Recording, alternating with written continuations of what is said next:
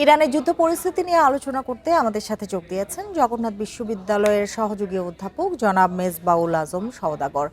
জনাব মেজবাউল আজম সওদাগর, আপনাকে স্বাগত জানাচ্ছি ইন্ডিপেন্ডেন্ট টেলিভিশনে। যেটি শুরুতে জানতে চাইবো আপনার কাছে, যে ট্রাম্প বলছেন যে শিগগিরই যুদ্ধ শুরু হবে, কিন্তু ইরান ভিন্ন কথা বলছে। তারা বলছে যুদ্ধ শেষের সিদ্ধান্ত ইরানই নেবে।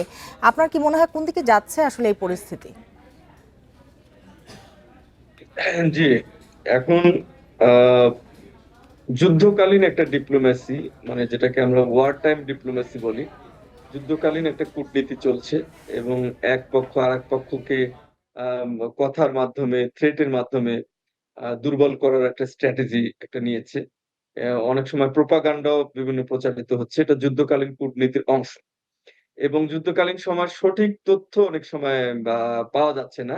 সেই প্রেক্ষাপটে সবাই একটা ডিলেমার মধ্যে থাকে যে কোন তথ্যটা আসলে সঠিক। তবে দুই দেশের যে শীর্ষ নেতৃত্ব, মার্কিন প্রেসিডেন্ট ডোনাল্ড ট্রাম্প এবং ইরানের পররাষ্ট্রমন্ত্রী বা বিভিন্ন ধরনের বক্তব্য দিচ্ছেন। তাদের ট্রুথ সোশ্যালে ট্রাম্প বক্তব্য দিয়েছেন, এবং ইরানের পররাষ্ট্রমন্ত্রী বিভিন্ন ইন্টারন্যাশনাল মিডিয়াকে সাক্ষাৎকার দিয়ে তারা যেমনটি বলছেন, এই বক্তব্যগুলোকে বিশ্লেষণ করে আমরা যেটা দেখতে পাচ্ছি সেটা হচ্ছে উভয় পক্ষই আসলে কৌশলগত ভাবে এই যুদ্ধকে কিন্তু কেউই দীর্ঘায়িত করতে চাচ্ছে না।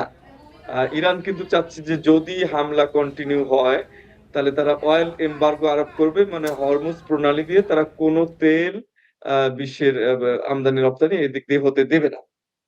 এবং ইরানের এই হরমুজ প্রণালীর যে ডিপ্লোমেসি, স্ট্রেট অফ হরমুজের যে ডিপ্লোমেসি, এটা দ্বারা ট্রাম্প যে কিছুটা প্রভাবিত, তিনিও এটা দিয়ে যে চিন্তিত সেটি বোঝা যাচ্ছে তার বক্তব্যে। তিনি বলছেন যে তিনি শীঘ্রই কিছু কিছু দেশের উপর থেকে যে অয়েল এমবার্গো মার্কিন যুক্তরাষ্ট্র থেকে দেয়া হয়েছে, সেগুলো কিন্তু তিনি কিছু তুলে নিতে চাচ্ছেন। এর দ্বারা মনে হচ্ছে যে মার্কিন প্রশাসন এবং ডোনাল্ড ট্রাম্প বিশেষ করে, তিনি কিন্তু এখন হরমুজ প্রণালী নিয়ে চিন্তিত। তার মানে আমরা বুঝতে পারছি যে প্রথম দিকে যে ইরানে রেজিম চেঞ্জের একটা লক্ষ্য ধরে ছিল। যে নেওয়া যায় যে ট্রাম্প পিছু হটছেন? জি, শুনতে পাইনি, আপনি কি বললেন? না, তাহলে কি ধরে নেওয়া যায় এই যে ট্রাম্প শঙ্কিত এবং হরমুজ প্রণালী নিয়ে বিশেষ করে তিনি শঙ্কিত, ট্রাম্প কি পিছু হটছেন বলে আপনার মনে হয়? আহ পিছু হটছেন ব্যাপারটা আসলে এইভাবে বলা যাবে না। তবে যুদ্ধটা খুব কস্টলি হয়ে যাচ্ছে, এবং যুদ্ধের যে লক্ষ্য এটা যদি যে পরিমাণ ব্যয় হচ্ছে, সে পরিমাণ যদি বেনিফিট না থাকে, তো বিষয়টা সেই রকম একটা অনেকটা হয়ে যাচ্ছে। এবং এই জন্যই মনে হচ্ছে যে উভয় পক্ষই আসলে যুদ্ধকে আর বেশি দীর্ঘায়িত হতে দেবেন না। ট্রাম্প ইতিমধ্যে বলেছেন যে খুব শীঘ্রই যুদ্ধটা শেষ হবে। কিন্তু এই এই কথার মধ্যে দিয়ে যুদ্ধে কে বিজয়ী হলো আসলে সেই বিষয়টাও বোঝা খুব একটা যাচ্ছে না। যার ফলে এইটুকু অন্তত বোঝা যাচ্ছে যে উভয় পক্ষই যুদ্ধকে দীর্ঘস্থায়ী হতে দিবে না। এদিকে ইরানিয়ান পররাষ্ট্রমন্ত্রী বলেছেন যে কিছু দেশ বলতে তিনি বুঝিয়েছেন যে চীন, রাশিয়া, কাতার এবং ওমান, বিশেষত এই চারটি রাষ্ট্র যুদ্ধকালীন সময়ে তারা একটা মধ্যস্থতার একটা চেষ্টা করে যাচ্ছেন। এবং ইরান যে এটাকে কিছুটা অ্যাকসেপ্ট করতে চায় এই ধরনের নেগোসিয়েশনকে, সেটা পররাষ্ট্রমন্ত্রীর কথার টোনের মাধ্যমে কিছুটা বোঝা যাচ্ছে। তো সব দিক থেকে মনে হচ্ছে যে একটা নেগোসিয়েশন সিচুয়েশন হয়তো খুব দ্রুত তৈরি হচ্ছে। তৈরি হতে আরেকটি পারে। বিষয়, যে হরমুজ প্রণালী নিয়ে ট্রাম্পের হুমকির পরই আমরা দেখলাম যে বিশ্ববাজারে তেলের দাম কমে গেল। সেক্ষেত্রে এই প্রণালী দিয়ে পণ্য পরিবহন স্বাভাবিক হবে বলে মনে হয় আপনার কাছে, এবং এটা দ্রুতই হবে? জি, সেটি আশা করা যায়। কারণ যেহেতু একটা ডিপ্লোম্যাটিক নেগোসিয়েশন সিচুয়েশনের দিকে যাচ্ছে, এবং চারটি বড় বড় ইম্পর্টেন্ট রাষ্ট্র একটা এরকম ইঙ্গিত যেহেতু পাওয়া যাচ্ছে, এবং ট্রাম্প যেহেতু আবার তেল নিষেধাজ্ঞা কিছু দেশের উপর থেকে প্রত্যাহারের একটা ঘোষণা ইঙ্গিত তিনি দিয়েছেন। তো সবকিছু মিলেই কিন্তু তেলের দামটা হঠাৎ একটু কমে যাওয়ার একটা প্রবণতা দেখা দিয়েছে। তো সেই প্রেক্ষাপটে মনে হচ্ছে যে একটা শান্তিপূর্ণ অবস্থার দিকে যাওয়ার একটা সম্ভাবনা রয়েছে। জি। আরেকটি বিষয় জানতে চাই, যে ইরান যুদ্ধের প্রভাবে দেখা যাচ্ছে যে উপসাগরীয় অঞ্চলে খাদ্য যে সরবরাহ রয়েছে সেটি নিয়ে উদ্বেগ বাড়ছে, এবং মধ্যপ্রাচ্যের দেশগুলো ৮০% আমদানি নির্ভর হওয়ায় বড় সংকটের আশঙ্কা দেখা দিচ্ছে। সংকট সমাধানের বিকল্প কোনো উপায় কি রয়েছে কিনা? না, সেটাই তো একটা গুরুত্বপূর্ণ বিষয়। এই জন্যই তো মার্কিন যুক্তরাষ্ট্র এখন যতটা না মানে যুদ্ধের এই পর্যায়ে এসে যতটা না আমেরিকায় বা ইরানের রেজিম চেঞ্জ নিয়ে যতটা না তাদের কনসার্নটা ছিল, এখন তার চেয়ে বেশি কনসার্ন হচ্ছে যে হরমুজ প্রণালী নিয়ে। কারণ হরমুজ প্রণালী দিয়ে শুধু তেল ছাড়াও আরো অনেক জিনিসপত্রের আমদানি রপ্তানি এদিক দিয়ে হয়। তো সবকিছু মিলে উপসাগরীয় যে রাষ্ট্রগুলো রয়েছে, ইভেন মার্কিন যুক্তরাষ্ট্রের মিত্র রাষ্ট্রগুলো যে রয়েছে, তারাও কিন্তু অনেকটা বিভিন্ন ধরনের সংকটের মধ্যে তারা পড়েছে। তাদের ঘাঁটিগুলোতে হামলা হচ্ছে, তাদেরও অনেক আমদানি রপ্তানি আপনার ব্যাহত হচ্ছে। তো সবকিছু মিলে সেই দিক থেকেও মার্কিন যুক্তরাষ্ট্রের উপর একটা চাপ রয়েছে। তো সবকিছু মিলে সিচুয়েশনটা সেই দিকে একটু যাবে, এবং ডেফিনেটলি মার্কিন যুক্তরাষ্ট্রের যে মিত্র রাষ্ট্রগুলো রয়েছে তারাও মার্কিন যুক্তরাষ্ট্রকে এক ধরনের চাপ বলে বা এক ধরনের রিকোয়েস্ট বলি, সব দিক থেকে মার্কিন যুক্তরাষ্ট্রের উপর তাদের একটা প্রভাব থাকবে। তো সবকিছু মিলে সিচুয়েশনটা একটু পজিটিভের দিকে যেতে পারে বলে মনে হচ্ছে আর কি, এই বিষয়টা যদি আমরা বিবেচনায় নেই। জি, একদিকে দেখা যাচ্ছে যে নেগোসিয়েশনের পথ তৈরি হচ্ছে, অন্যদিকে যেটি দেখা যাচ্ছে যে ফ্রান্সের পর পারস্য উপসাগরীয় অঞ্চলের 12টি দেশে সামরিক নজরদারি বিমান পাঠানোর ঘোষণা এরই মধ্যে দিয়েছে অস্ট্রেলিয়া। আপনার কি মনে হয় যুদ্ধের পরিধি কি বাড়ছে?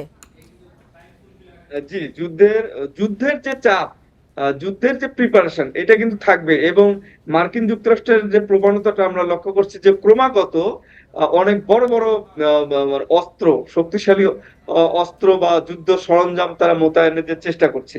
এই অনেক শক্তিশালী বা কম্পারেটিভলি বেশি শক্তিশালী যুদ্ধ সরঞ্জাম মোতায়েনের চেষ্টার কারণটা হচ্ছে যে ইতিমধ্যে তারা যে যুদ্ধ সরঞ্জামগুলো তারা ব্যবহার করেছে, এর মধ্যে কিন্তু খুব কাঙ্ক্ষিত একটা সফলতা, তাদের যে লক্ষ্য অর্জন সেটি যে হয়নি, এটি তার একটা ইঙ্গিত কিন্তু বহন করে। তো একদিকে দেখা যাচ্ছে যে মানে অতিমাত্রায় শক্তিশালী যুদ্ধ সরঞ্জাম মোতায়েনের একটা প্রবণতা, অন্যদিকে একটা ট্রাম্প বলছেন যে খুব দ্রুতই যুদ্ধটা শেষ করার একটা চিন্তা তিনি করছেন। তো আমার কাছে মনে হচ্ছে এই দুটো পরবর্তীতে চাপ বৃদ্ধির একটা অংশ।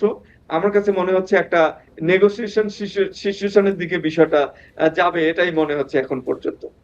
জি, আরেকটি বিষয় একটু সর্বশেষ আপনার কাছে জানতে চাই যে ইরানের স্থলবাহিনী মোতায়েনের বিষয়ে চূড়ান্ত সিদ্ধান্ত এখন পর্যন্ত নেননি ট্রাম্প। তবে অনেক বিশ্লেষকই ধারণা করছেন যে স্থলবাহিনী পাঠাতে পারে ওয়াশিংটন। সেক্ষেত্রে এরকম পরিস্থিতি যদি নেওয়া হয় বা এরকম পদক্ষেপ নেওয়া হয় তাহলে পরিস্থিতি কোন দিকে যাবে? না, সেরকম পদক্ষেপ যদি নেয় তাহলে পরিস্থিতি আরো বড় ধরনের সংঘাতের দিকে যাবে, অনেক ক্ষয়ক্ষতির দিকে যাবে, এবং যুদ্ধটা আরো দীর্ঘস্থায়ী হওয়ার একটা সম্ভাবনা রয়েছে। কারণ ইরানের ভৌগোলিক যে অবস্থান, পাহাড় পর্বত বেষ্টিত যে এলাকা, এখানে স্থল অভিযান যে কারোর জন্য অনেক কঠিন একটা সিদ্ধান্তের ব্যাপার। তো সেরকম কোনো সিচুয়েশনের দিকে এখনো যাবে এরকম সুস্পষ্ট কোনো লক্ষণ নেই। কারণ আপাতত ইরান আজকে মার্কিন প্রেসিডেন্ট বলেছেন যে তারা হরমুজ প্রণালী কিভাবে তাদের নিয়ন্ত্রণে রাখা যায়, সেই বিষয়টা তিনি দিয়েছেন, নিয়ে কথা বলেছেন। কিন্তু স্থল অভিযানের বিষয়ে এখনো সুস্পষ্ট কোনো নির্দেশনা বা ঘোষণা আছে এমনটি এখন পর্যন্ত মনে হচ্ছে না। তবে বিশ্লেষকরা এ বিষয়ে নানান ধরনের মন্তব্য করছেন। তবে স্থল অভিযান না চালানোর সম্ভাবনাটাই আমার কাছে বেশি মনে হচ্ছে। এবং বিশ্লেষকরাও কিন্তু বলছেন যে মোস্তফা খামেনি ইরানের সর্বোচ্চ ধর্মীয় নেতা নির্বাচিত হওয়ায় যুদ্ধ বন্ধের যে সম্ভাবনা সেটি শেষ হয়ে গেছে এবং এটি ইরানের কট্টর অবস্থানকেই কিন্তু প্রমাণ করছে। যদিও ট্রাম্প কিন্তু আজকে জানিয়ে দিয়েছেন যে মোস্তফাকে বেছে নিয়ে ইরান একটা বড় ভুল করেছে। আপনি কি বলবেন? জি, হ্যাঁ, সেটি মানে খোমেনি মারা যাওয়ার পরে যে সিচুয়েশনটা তৈরি হওয়ার কথা ছিল, এখানে সবচেয়ে ইম্পর্টেন্ট বিষয় হচ্ছে যে খোমেনিকে হত্যা করার পর মার্কিন যুক্তরাষ্ট্রের একটা কৌশলগত একটা ধারণা ছিল যে ইরানে রেজিম চেঞ্জের ব্যাপারটা একটু সহজ হবে, এবং বর্তমান মানে খোমেনির শাসন বিরোধী যে জনমত সেটা আরো তীব্র হবে, এবং মানুষ রাস্তায় নেমে আসবে, এবং সেটার মধ্য দিয়ে ইরানের রেজিম চেঞ্জ হবে। কিন্তু মার্কিন যুক্তরাষ্ট্রের সেই যে ধারণাটা ছিল, সেটি কিন্তু বাস্তব রূপ লাভ করেনি, বা বাস্তবে সেটি দেখা যায়নি। যে খোমেনি বিরোধী যে ক্ষোভ মানুষের মধ্যে, এই বিক্ষোভ করার জন্য মানুষ রাস্তায় নেমে আসবে, সেই ঘটনাটা কিন্তু ঘটেনি।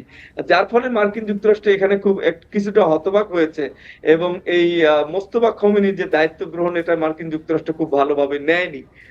তো খোমেনি মারা যাওয়ার পরে এটা যে ব্যাপক যে প্রভাব, যুদ্ধে মার্কিন যুক্তরাষ্ট্রের পক্ষে আসার সেই বিষয়টা কিন্তু আসলে হয়নি। সেই প্রেক্ষাপটে কিন্তু খোমেনির যে শাসন ক্ষমতায় আরো চলে আসা পরবর্তীতে বা রিপ্লেসড হওয়া, এই বিষয়টাকে মার্কিন যুক্তরাষ্ট্র খুব ভালোভাবে নেয়নি এবং সেই প্রেক্ষাপট থেকেই মার্কিন যুক্তরাষ্ট্র আসলে এই ধরনের মতামত ব্যক্ত করেছে। জি, বুঝতে পেরেছি। আপনার বক্তব্য স্পষ্ট। জনাব মেজবাউল আজম সওদাগর, আপনাকে অনেক ধন্যবাদ আমাদের সাথে যোগ দেওয়ার জন্য, আমাদের সময় দেওয়ার জন্য।